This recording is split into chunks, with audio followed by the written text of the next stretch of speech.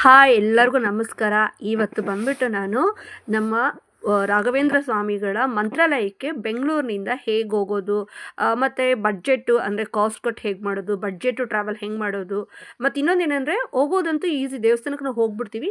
ಅಲ್ಲಿ ಹೇಗೆ ಯಾರ್ಯಾರನ್ನ ಕಾಂಟ್ಯಾಕ್ಟ್ ಮಾಡಬೇಕು, ಹೆಂಗೆ ಕಾಂಟ್ಯಾಕ್ಟ್ ಮಾಡಬೇಕು, ಮತ್ತು ನಮಗೆ ರೀಸನೇಬಲ್ ಆಗಲಿ ಯಾವ ರೀತಿ ಪ್ಲ್ಯಾನ್ ಮಾಡೋದು ಅನ್ನೋದ್ರ ಬಗ್ಗೆ ಈ ಒಂದು ವಿಡಿಯೋನಲ್ಲಿ ನಾನು ನಿಮಗೆ ಡೀಟೇಲಾಗಿ ನಾನು ಹೇಳ್ತಾ ಹೋಗ್ತೀನಿ.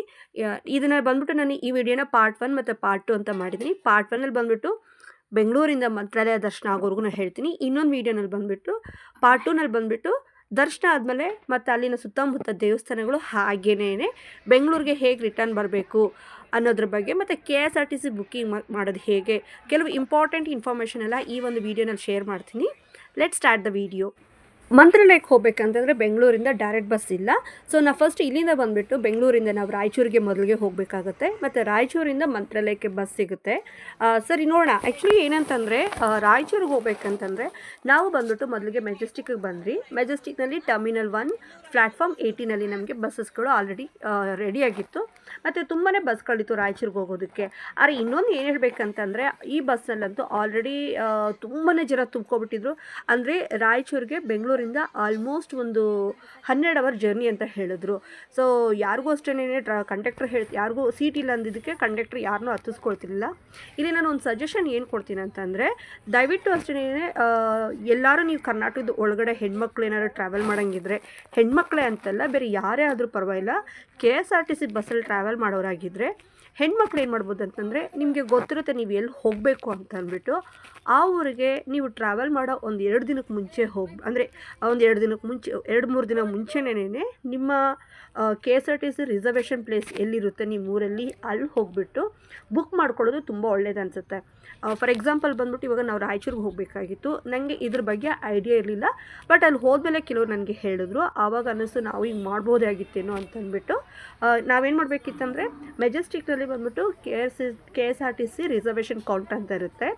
ಅಲ್ಲಿ ಹೋಗಿ ಬೆಂಗಳೂರಿಂದ ರಾಯಚೂರು ಮತ್ತು ರಾಯಚೂರಿಂದ ಮಂತ್ರಾಲಯ, ಅಂದರೆ ನಮಗೆ ಟೈಮಿಂಗ್ಸ್ ಗೊತ್ತಿರುತ್ತೆ. ನಾವು ಬೆಂಗಳೂರಲ್ಲಿ ಇವತ್ತು ಸ್ಟಾರ್ಟ್ ಮಾಡಿದ್ರೆ ರಾಯಚೂರಿಗೆ ಎಷ್ಟೊತ್ತಿಗೆ ಹೋಗ್ತೀವಿ ಅಂತಂದ್ಬಿಟ್ಟು, ಹಾಗೆಯೇ ರಾಯಚೂರಿಂದ ಮಂತ್ರಾಲಯಕ್ಕೆ ಎಷ್ಟೊತ್ತಿಗೆ ಬಸ್ ಇರುತ್ತೆ ಅಂತ ಗೊತ್ತಿರುತ್ತಲ್ವ ಟೈಮಿಂಗ್ಸು. ಆ ರೀತಿ ನಾವು ಟಿಕೆಟ್ನ 20 ರೂಪೀಸ್ ಕೊಟ್ಟು ನಾವು ರಿಸರ್ವೇಷನ್ ಮಾಡ್ಕೋಬೋದು. ಅಂದರೆ ಇದು ಬಂದು ಹೆಣ್ಮಕ್ಳಿಗೆ, ಇದು ನಮಗೆ ಗೊತ್ತಿರಲಿಲ್ಲ. ಸೊ ನೀವೇನು ಮಾಡ್ಬೋದು ಅಂದರೆ ಬೆಂಗಳೂರಿಂದ ರಾಯಚೂರಿಗೆ ಒಂದು ಟಿಕೆಟ್ ರಿಸರ್ವೇಷನ್ ಮಾಡ್ಕೊಳ್ಳಿ 20 ರೂಪಾಯಿ ಕೊಟ್ಟು. ಹಾಗೆಯೇ ರಾಯಚೂರಿಂದ ಮಂತ್ರಾಲಯಕ್ಕೆ ರಿಸರ್ವೇಷನ್ ಮಾಡ್ಕೊಳ್ಳಿ. ಮತ್ತು ಸಂಜೆ ಅದೇ ಬಸ್ಸಲ್ಲಿ ನೀವು ಸಂಜೆ ವಾಪಸ್ ಬರೋ ಹಾಗಿದ್ದರೆ ಹಾಗೆಯೇ ಮಂತ್ರಾಲಯದಿಂದ ರಾಯಚೂರು ಮತ್ತು ರಾಯಚೂರಿಂದ ಬೆಂಗಳೂರು ಹೀಗೆ 20 ರೂಪಾಯಿ ಕೊಟ್ಬಿಟ್ಟು ನೀವು ನಿಮ್ಮ ಆಧಾರ್ ಕಾರ್ಡು, ಅಂದರೆ ಹೆಣ್ಮಕ್ಳು ಆಧಾರ್ ಕಾರ್ಡು ಕೊಟ್ಬಿಟ್ಟು ನೀವು ಟಿಕೆಟುಗಳನ್ನ ರಿಸರ್ವೇಷನ್ ಮಾಡ್ಕೋಬೋದು. ಸೊ ಹೀಗೆ ರಿಸರ್ವೇಷನ್ ಮಾಡ್ಕೊಳ್ಳೋದ್ರಿಂದ ನಮಗೆ ಬಸ್ಸು ತುಂಬ ಕ್ರೌಡಾಗಿರುತ್ತೆ ಮತ್ತು ಸೀಟ್ ಸಿಗೋದಿಲ್ಲ ಅನ್ನೋ ಒಂದು ಚಿಂತೆ ಮತ್ತು ಭಯ ಇರೋದಿಲ್ಲ. ನಾವು ಆರಾಮಾಗಿ ನಾವು ಬೆಂಗಳೂರಿನಲ್ಲೆಲ್ಲ ಕರ್ನಾಟಕದಲ್ಲಿ ಯಾವ ಊರಿಗೂ ಬೇಕಂತಂದ್ರೂ ಹೋಗಿ ಬರ್ಬೋದು. ನಾವು ಬೆಂಗಳೂರಿನಲ್ಲಿ ಮೆಜೆಸ್ಟಿಕ್ನ ಸುಮಾರು ಸಂಜೆ 6 ಗಂಟೆ 6:30ಗೆ ಬಿಟ್ವಿ. ನಾವು ಬೆಳಿಗ್ಗೆ 6-6:30ಗೆಲ್ಲ ನಾವು ಬಂದು ಇಲ್ಲಿ ರಾಯಚೂರು ತಲುಪಿದ್ವಿ. ನಾವು ರಾಯಚೂರು ತಲುಪಿದ ತಕ್ಷಣ ನೆಕ್ಸ್ಟು ಯೋಚನೆ ನಾವು ಫಸ್ಟು ಹೋಗ್ಬಿಟ್ಟು ಕೌಂಟ್ರಲ್ಲಿ ಚೆಕ್ ಮಾಡಿದ್ವಿ. ಅಂದರೆ ನಮ್ಗೆ ಆವಾಗ ಗೊತ್ತಾಗಿತ್ತು ಅಲ್ವಾ, ನೀವು ರಿಸರ್ವೇಷನ್ ಮಾಡಿಕೊಟ್ರೆ ಚೆನ್ನಾಗಿರುತ್ತೆ ಅಂತಂದ್ಬಿಟ್ಟು. ಸರಿ ನೋಡೋಣ, ಅಟ್ಲೀಸ್ಟ್ ಈವ್ನಿಂಗ್ ಅವರು ರಿಟರ್ನ್ ಬರೋದಕ್ಕೆ ಮಂತ್ರಾಲಯದಿಂದ ರಾಯಚೂರು ಮತ್ತು ರಾಯಚೂರಿಂದ ಬೆಂಗಳೂರಿಗೆ ಹೋಗೋದಕ್ಕೆ ರಿಟರ್ನ್ ಟಿಕೆಟು ರಿಸರ್ವೇಷನ್ ಮಾಡ್ಕೊಳ್ಳೋಣ ಅಂತ ಹೋದ್ರಿ ನಾವು. ಆದರೆ ಆಲ್ರೆಡಿ 2-3 ಡೇಸ್ ಬ್ಯಾಕೆಲ್ಲ ಮಾಡಿಬಿಟ್ಟಿದ್ರು ಅಂತ ಹೇಳಿದ್ರು. ಸೊ ರಿಸರ್ವೇಷನ್ ಸದ್ಯ ಕ್ಲೋಸ್ ಆಗಿದೆ, ರಿಸರ್ವೇಷನ್ ಇಲ್ಲ ಅಂತ ಹೇಳಿದ್ರು. ಮತ್ತು ಯೋಚನೆ ಮಾಡ್ತಾಯಿದ್ರೆ ಮತ್ತು ರಿಟರ್ನ್ ಹೋಗ್ಬೇಕಂದ್ರೆ ಹೇಗೆ ತುಂಬ ರಶ್ ಇರುತ್ತೆ, ಕ್ರೌಡ್ ಇರುತ್ತೆ ಅಂತ ಅಂದ್ಕೊಂಡಿದ್ವಿ ನಾವು. ನಮಗೆ ರಿಸರ್ವೇಷನ್ ಆಗಲಿಲ್ಲ. ಇದೇ ಟೈಮ್ ಕರೆಕ್ಟಾಗಿ ಬಂದುಬಿಟ್ಟು ಇಲ್ಲಿ ಲೋಕಲ್ನಲ್ಲಿ ಬಂದುಬಿಟ್ಟು ವೆಹಿಕಲ್ ಸಿಗ್ತವೆ. ಅಂದರೆ ನಮ್ಗೆ ಗೊತ್ತಿರಲಿಲ್ಲ. ಅವ್ರು ಬಂದುಬಿಟ್ಟು ಗಾಡಿಗಳು ಬಂದುಬಿಟ್ಟು 200 ರೂಪಾಯಿ ಕೊಡಿ, ಪರ್ ಹೆಡ್ 200 ರೂಪಾಯಿ ಕೊಟ್ಟರೆ ನಾವು ಮಂತ್ರಾಲಯಕ್ಕೆ ಕರ್ಕೊಂಡೋಗಿ, ಅಂದರೆ ರಾಯಚೂರಿಂದ ಮಂತ್ರಾಲಯಕ್ಕೆ ಕರ್ಕೊಂಡು ಹೋಗಿ ಮತ್ತು ಮಂತ್ರಾಲಯದಲ್ಲಿರೋ 4-5 ದೇವಸ್ಥಾನಗಳು ದರ್ಶನ ಮಾಡಿಸಿ, ಹಾಗೆಯೇ ಗುರು ರಾಘವೇಂದ್ರ ಸ್ವಾಮಿ ದರ್ಶನ ಕೂಡ ಮಾಡಿಕೊಂಡು ಮತ್ತೆ ರಿಟರ್ನ್ ಇಲ್ಲಿ 5 ಗಂಟೆಗೆ ವಾಪಸ್ ಕರ್ಕೊಬಂದುಬಿಡ್ತೀನಿ ಅಂತ ಹೇಳಿದ್ರು. ಸೊ ನಮಗೆ ಇವಾಗ ಹೇಗಿದ್ದರೂ ರಿಸರ್ವೇಷನ್ ಇಲ್ದಿದ್ದಕ್ಕೆ ನಮಗೆ ತುಂಬಾ ಒಳ್ಳೆ ಆಪ್ಷನ್ ಅಂತ ಅನ್ನಿಸ್ತು ನಮಗೆ. ಸರಿ ಅಂತ 200 ರೂಪಾಯಿ ಕೊಟ್ಬಿಟ್ಟು ಹೋಗ್ಬೇಡ ಅಂತಂದ್ಬಿಟ್ಟು ಅದಕ್ಕೆ ಒಪ್ಕೊಂಡ್ವಿ ನಾವು. ನಿಮಗೇನಾದರೂ ಡೈರೆಕ್ಟಾಗಿ ರಾಯಚೂರಿಂದ ಮಂತ್ರಾಲಯಕ್ಕೆ ಹೋಗ್ಬೇಕಂತಂದರೆ ಬಸ್ಸು ಸಹ ಸಿಗುತ್ತೆ. ಒಂದು 15 ನಿಮಿಷ ವೆಯ್ಟ್ ಮಾಡ್ತಾಯಿದ್ರೆ ಬಸ್ಗಳು ಸಿಗುತ್ತೆ, ಹೋಗ್ಬೋದು. ಬಟ್ ನಮಗೆ ಇವ್ರು ಕೊಟ್ಟಿದ್ದು ಆಪ್ಷನ್ ತುಂಬಾ ಚೆನ್ನಾಗಿತ್ತು ಅಂತ ಅಂದ್ಬಿಟ್ಟು ನಾವು ಗಾಡಿ ಹತ್ತಿದ್ರಿ ನಾವು. ಇವರು ನಮಗೆ ಮೊದಲಿಗೆ ಮಂತ್ರಾಲಯಕ್ಕೆ ಹೋಗೋದಕ್ಕೆ ಮುಂಚೆ ಮಂಚಾಲೆ ಹತ್ರ ಬಂದ್ಬಿಟ್ಟು ನದಿ ಹರಿಯುತ್ತೆ, ನೀವು ಅಲ್ಲಿ ಸ್ನಾನ ಮಾಡ್ಕೊಡಿ ಅಂತಂದರು. ನಮಗಂತೂ ನಿಜವಾಗ್ಲೂ ತುಂಬಾ ಖುಷಿ ಆಯಿತು. ಯಾಕಂತಾರೆ ನಾವೆಲ್ಲ ಪ್ಲ್ಯಾನ್ ಇದ್ದಿದ್ದು ಏನಂತಂದರೆ ಮಂತ್ರಾಲಯ ಹತ್ರ ಹೋಗ್ಬಿಟ್ಟು ಅಲ್ಲಿ ರೂಮ್ ಏನಾದ್ರು ಮಾಡಿಕೊಂಡು ಫ್ರೆಶ್ ಅಪ್ ಎಲ್ಲ ಆಗಿ ಹೋಗಬೇಕಂತ ಪ್ಲ್ಯಾನ್ ಮಾಡಿದ್ದು. ನನಗೆ ಈ ಥರ ಒಂದು ಆಪ್ಷನ್ ಇದೆ ಅಂತ ಅಂದ್ಕೊಂಡಿರಲಿಲ್ಲ. ನಾನು ಅದನ್ನೇ ಹೇಳಿದ್ದು, ಈ ಒಂದು ವೀಡಿಯೋನಲ್ಲಿ ಬಂದ್ಬಿಟ್ಟು ನಿಮಗೆ ತುಂಬ ಟಿಪ್ಸ್ ಕೊಡ್ತೀನಿ, ಹಾಗೇನೇ ಒಂದು ಒಳ್ಳೆ ಯೂಸ್ಫುಲ್ ಇನ್ಫಾರ್ಮೇಷನ್ ನಾನು ಶೇರ್ ಮಾಡೋದಕ್ಕೆ ಇಷ್ಟಪಡ್ತಿದ್ದೀನಿ. ನನಗಂತೂ ಈ ಸತಿ ನಮ್ಮ ಮಂತ್ರಾಲಯ ಹೋಗಿದ್ದು ಎಲ್ಲ ಅನ್ಎಕ್ಸ್ಪೆಕ್ಟೆಡ್ ಆಗಿದ್ದರೂ ಕೂಡ ಎಲ್ಲೂ ಯಾವುದೇ ರೀತಿಯ ಒಂದು ತೊಂದರೆಗಳಾಗಿಲ್ಲ. ಎಲ್ಲನೂ ಸಹ ಅಷ್ಟೇ ನಮ್ಗೆ ಅನುಕೂಲವಾಗೇ ಇತ್ತು ಅಂತಲೇ ಹೇಳ್ಬೋದು.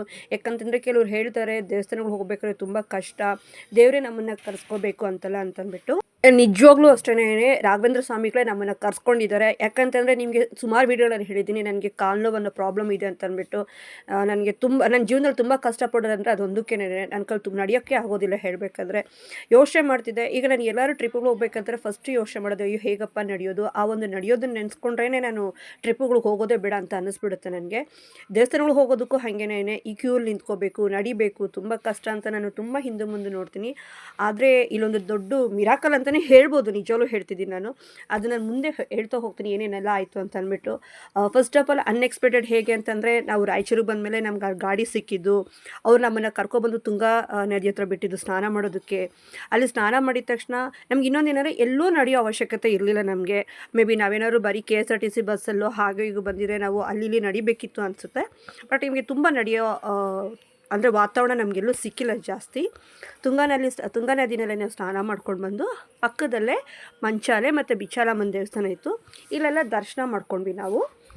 ಹಾಗೇನೇ ಮಂತ್ರಾಲಯಕ್ಕೆ ಹೋಗೋದಕ್ಕೆ ಮುಂಚೆನೇ ನಮ್ಮನ್ನು ಕರ್ಕೊಂಡು ಬಂದಿರಲ್ವ ವ್ಯಾನ್ ಅವರು, ಅಂದರೆ ಆ ಜೀಪ್ ಅವ್ರು ಹೇಳಿದ್ರು, ಇಲ್ಲಿರೋ 2-3 ದೇವಸ್ಥಾನಗಳು ನೋಡ್ಕೋಬೇಡಿ, ಆಮೇಲೆ ನೀವು 9-9ವರೆಗೆಲ್ಲ ನಿಮ್ಮನ್ನು ದರ್ಶನ ಕರ್ಕೊಂಡು ಹೋಗ್ಬಿಡ್ತೀನಿ ಅಂತ ಹೇಳಿದ್ರು. ಸೊ ಇಲ್ಲೆಲ್ಲ ಮುಗಿಸ್ಕೊಂಡು ಒಂದು 2 ದೇವಸ್ಥಾನ ದರ್ಶನ ಮಾಡಿಕೊಂಡು ನೆಕ್ಸ್ಟ್ ಬಂದುಬಿಟ್ಟು ನಾವು ಮಂತ್ರಾಲಯ ಹತ್ರಕ್ಕೆ ಹೋದ್ರಿ ನಾವು. ಅಲ್ಲೂ ಅಷ್ಟೇ ನಮಗೆ ನಾವೇನು ತುಂಬ ನಡೆದಿಲ್ಲ ಹೇಳಬೇಕಂತಂದರೆ. ಅಂದರೆ ನಾನು ನಿಮ್ಗೆ ಏನು ಹೇಳ್ತೀನಿ ಅಂದರೆ, ಈ ಒಂದು 200 ರೂಪಾಯಿ ಅಂತ ನಾವು ಏನು ಕೊಡ್ತೀವೋ ತುಂಬಾ ವರ್ತಿದೆ. ಯಾಕಂತಂದರೆ ನನಗೆ ಗೊತ್ತಿರೋ ಪ್ರಕಾರ ರಾಯಚೂರಿಗೆ ಬಂದಮೇಲೆ ಮತ್ತೆ ಅಲ್ಲಿಂದ ನಾವು ಮಂತ್ರಾಲಯಕ್ಕೆ ಬೇರೆ ಬಸ್ಸಲ್ಲಿ ಬರಬೇಕಾಗುತ್ತೆ. ಆ ಬಸ್ಸಲ್ಲೂ ಅಷ್ಟೇ ಒಂದು ಮತ್ತೆ ನಾವು 30 ರೂಪಾಯಿ 40 ರೂಪಾಯಿ ನಾವು ಕೊಡಬೇಕಾಗುತ್ತೆ ನಾವು. ಸೊ ಎರಡೂ ಕೂಡ ನಾನು ಕ್ಯಾಲ್ಕುಲೇಟ್ ಮಾಡೋಕ್ಕೆ ಹೋದರೆ, ಅಂದರೆ ಕರ್ಕೊಬಂದುಬಿಡೋದು ಮತ್ತು ರಿಟರ್ನ್ ಅಂತ ಹೋಗೋದು. ಮತ್ತು ಇನ್ನೊಂದೇನೆಂದರೆ, ಮಂತ್ರಾಲಯ ದರ್ಶನ ಆದಮೇಲೆ ಈ ಒಂದು ಸುತ್ತಮುತ್ತ ಒಂದು 5-6 ದೇವಸ್ಥಾನಗಳಿದೆ. ಆ 5-6 ದೇವಸ್ಥಾನಗಳು ತೋರಿಸೋದಕ್ಕೂ ಮಂತ್ರಾಲಯ ದೇವಸ್ಥಾನದಿಂದ ಒಂದು ಆಟೋ ಅಥವಾ ಈ ಥರ ಕ್ಯಾಬ್ ಏನಾದ್ರು ಸಿಗುತ್ತೆ. ಅವರು ಸಹ ಅಷ್ಟೇ ಒಬ್ಬೊಬ್ಬರಿಗೆ 150-150 ರೂಪಾಯಿ ಚಾರ್ಜ್ ಮಾಡ್ತಾರೆ. ಸೊ ಇದನ್ನೆಲ್ಲ ಲೆಕ್ಕ ಮಾಡೋಕ್ಕೆ ಹೋದರೆ ನನಗೆ ರಾಯಚೂರಿಂದ ಏನು ಅವ್ರು 200 ರೂಪಾಯಿ ಹೇಳಿದ್ರು ತುಂಬಾ ವರ್ತ್ ಅಂತ ಅನ್ನಿಸ್ತು ನನಗೆ. ಅದಕ್ಕೆ ನಾನು ಏನು ಮಾತಾಡಿದ್ರೆ ನಾನು ಆರಾಮಾಗಿ ಒಪ್ಕೊಬಿಟ್ಟೆ ನಾನು. ನೀವು ಸಹ ಅಷ್ಟೇ ಲೆಕ್ಕ ಮಾಡಿದ್ರೆ ನಮಗೆಲ್ಲ ಅಷ್ಟೇ ಬರುತ್ತೆ. ಮತ್ತು ಈಗ ನಮ್ಮನ್ನು ರಾಯಚೂರಿಂದ ಪಿಕ್ ಮಾಡ್ಕೊಂಡೋಗಿ ಎಲ್ಲ ಕರ್ಕೊಂಡೋಗಿ ತೋರಿಸ್ಕೊಂಡು ಮತ್ತೆ ರಾಯಚೂರಿಗೆ ವಾಪಸ್ ಕರ್ಕೊಬಂದುಬಿಡ್ತಾರೆ. ಅಂದರೆ ನಾವು 200 ರೂಪಾಯಿ ಕೊಡೋದು ನಮಗೇನು ನಷ್ಟ ಅಂತ ಅನ್ನಿಸ್ಲಿಲ್ಲ ನನಗೆ. ಮಂಚಾಲೆ ಮತ್ತು ಬಿಚ್ಚಾಲಮ್ಮ ದೇವಸ್ಥಾನದಲ್ಲಿ ದರ್ಶನ ಆದಮೇಲೆ ನಾವು ನೆಕ್ಸ್ಟ್ ಬಂದುಬಿಟ್ಟು ನಮ್ಮ ರಾಯರ ದರ್ಶನ, ಅಂದರೆ ತುಂಬ ದಿವಸದಿಂದ ಅಂದ್ಕೊಂಡಿರೋ ರಾಯರ ದರ್ಶನ ಮಾಡೋದಕ್ಕೆ ಮಂತ್ರಾಲಯಕ್ಕೆ ಬಂದಿದ್ದೀವಿ ನಾವು. ಆದರೆ ಮಾತ್ರ ಬಿಸಿಲು ಭಯಂಕರ ಅಂತ ಅನ್ನಿಸ್ಲಿಲ್ಲ ನಮಗೆ. ಯಾಕಂತಂದರೆ ನಾವು ಹೋಗಿದ್ದು ಚಳಿಗಾಲ ಅಲ್ವಾ, ಸೊ ನಮಗೇನು ತುಂಬ ಬಿಸಿಲು ಅಂತ ಅನ್ನಿಸ್ಲಿಲ್ಲ ನನಗೆ. ನಾನು ಚಿಕ್ಕ ಹುಡುಗಿಯಾಗಿರೋ ಬಂದಾಗ ನನಗೆ ನೆನಪಿದೆ, ನನಗೆ ತುಂಬ ಭಯಂಕರ ಬಿಸಿಲಿತ್ತು. ಕೊನೆಗೂ ಬಂದ್ವಿ ನೋಡಿ ನಾವು ಮಂತ್ರಾಲಯಕ್ಕೆ, ರಾಯರ ಸನ್ನಿಧಿಗೆ ನಾವು ಬಂದುಬಿಟ್ವಿ ನಾವು. ತುಂಬ ದಿವಸ ಅಂದ್ಕೊಂಡಿದ್ದೆ, ನಾನು ನಿಜವಾಗ್ಲೂ ಹೇಳ್ತಿದ್ದೀನಿ, ಎಲ್ಲರೂ ಹೇಳೋದು ನೋಡ್ಬಿಟ್ಟು ನಿಜವಾಗ್ಲೂ ನನಗೆ ರಾಯರು ದರ್ಶನ ಕೊಡ್ತಾರಾ, ನನ್ನ ಅವ್ರ ಹತ್ರ ಕರ್ಸ್ಕೊಳ್ತಾರೆ ಅಂತ ತುಂಬ ಯೋಚನೆ ಮಾಡ್ತಿದ್ದೆ ನಾನು. ದೇವ್ರ ದಯದಿಂದ ಅಂದರೆ ರಾಯರು ನನ್ನ ಕರ್ಸ್ಕೊಬಿಟ್ರು. ನನ್ನಂತಲ್ಲ, ನಾನು, ನಮ್ಮಮ್ಮ, ನನ್ನ ಮಗಳು 3 ಜನನೂ ಹೋದ್ವಿ ನಾವು. ನನಗೆ ತುಂಬಾ ಖುಷಿ ಆಯಿತು. ಇವಾಗ ನಾನು ಹೇಳ್ತೀನಿ ಏನೊಂದು ಮಿರಾಕಲ್ ನಡೀತು ಅಂತಂದ್ಬಿಟ್ಟು. ನಾವು ಅಂದರೆ ಎಂಟ್ರೆನ್ಸ್ ಅಂತ ಏನು ಹೇಳ್ತೀವಿ, ರಾಯರ ಗರ್ಭಗುಡಿಗೆ ಎಂಟ್ರೆನ್ಸ್ ಇದೆಯಲ್ವ, ಎಂಟ್ರೆನ್ಸ್ ಹತ್ರ ನಡ್ಕೊಂಡು ಬರುವಾಗ ಒಂದು ಲೈನ್ ಹೋಗ್ತಾಯಿತ್ತು, ಒಂದು 5-6 ಜನ ಹೋಗ್ತಾಯಿದ್ರು. ನಾವೇನು ಮಾಡ್ರಿ, ನಮ್ಗೆ ಗೊತ್ತಿರಲಿಲ್ಲ ಅದು ಯಾವ ಲೈನ್ ಅಂತ ಅಂದ್ಬಿಟ್ಟು ಸರ್ ನಾವು ಅವ್ರ ಹಿಂದ್ಗಡೆ ಹೋಗ್ಬಿಟ್ರಿ. ಆಮೇಲೆ ಗೊತ್ತಾಯಿತು ನಾವು ಹೋಗ್ತಿರೋದು ತುಂಬ VIP ಅಂತ ಏನು ಹೇಳ್ತಾರೆ, ನಾಟ್ ಈವನ್ VIP, ಅದು VIP ಇದು ಎಂಟ್ರೆನ್ಸ್ ಅನಿಸುತ್ತೆ. ಎಕ್ಸಾಕ್ಟಾಗಿ ನಮಗೆ ಅಂದರೆ ಮಠದಿಂದ ದರ್ಶನ ಮಾಡೋದಕ್ಕೆ ರಾಯರ ಗರ್ಭಗುಡಿಗೆ ಬಂದ್ಬಿಟ್ಟು ಹಾರ್ಡ್ಲಿ 2 ನಿಮಿಷ ನಮಗೆ ತೊಗೊಂಡಿದ್ದು ದರ್ಶನ ಮಾಡೋದಕ್ಕೆ. ನಿಜ ಹೇಳ್ತಿದ್ದೀನಿ ನಾನು, ಇದೆಲ್ಲ ನಿಜವಾಗ್ಲೂ ಅನ್ಎಕ್ಸ್ಪೆಕ್ಟೆಡೇ. ಈ ಒಂದು ಭಾಗ್ಯ ಎಲ್ಲರಿಗೂ ಸಿಗಲ್ಲ ಅಂತ ಅಂದ್ಕೊಳ್ತೀನಿ ನಾನು. ಇನ್ನೊಂದು ಹೇಳಬೇಕಂತಾರೆ, ದರ್ಶನ ಏನೋ ತುಂಬ ಚೆನ್ನಾಗಿ ಆಗ್ಬಿಡ್ತು. ಬಂದು ಸ್ವಲ್ಪ ಹೊತ್ತು ಹೊರಗಡೆ ಕೂತ್ಕೊಂಡು ರಾಯರ ಅಕ್ಷತೆ ಕಾಳು ತೊಗೊಂಡ್ವಿ ನಾವು ತೊಗೊಂಡು ಕೂತ್ಕೊಂಡಿದ್ದು. ನೆಕ್ಸ್ಟ್ ಇನ್ನು ಬಂದ್ಬಿಟ್ಟು ನಾವು ಊಟಕ್ಕೆ ಹೋಗ್ಬೇಕಲ್ವಾ. ನಮಗೆ ದರ್ಶನ ಬಂದ್ಬಿಟ್ಟು ಆಲ್ಮೋಸ್ಟ್ ಒಂದು 11:30 ದರ್ಶನ ಆಗೋಯ್ತು ಹೇಳಬೇಕಂತಂದರೆ. ಆದರೆ ನಮ್ಮ ಜೊತೆಲಿ ಇದ್ದವ್ರನ್ನೆಲ್ಲ ಕೇಳಿದ್ವಿ ನಾವು, ನಿಮ್ಗೆ ಎಷ್ಟೊತ್ತಾಯಿತು ದರ್ಶನ, ಎಷ್ಟೊತ್ತಾಯಿತು, ಎಷ್ಟು ಅವರ್ ಆಯಿತು ಅಂತಂದ್ಬಿಟ್ಟು. ಪಾಪ ಎಲ್ಲರಿಗೂ 2 ಅವರ್ ದರ್ಶನ, ಅಂದರೆ ಆ ಕ್ಯೂ ಹಂಗಿತ್ತು, ಜನ ತುಂಬ ಜನ ಇದ್ದರು. ಮತ್ತು ಅವ್ರಿಗೆ 2 ಅವರ್ ತೊಗೊಳ್ತು ದರ್ಶನ ಮಾಡೋಕ್ಕೆ.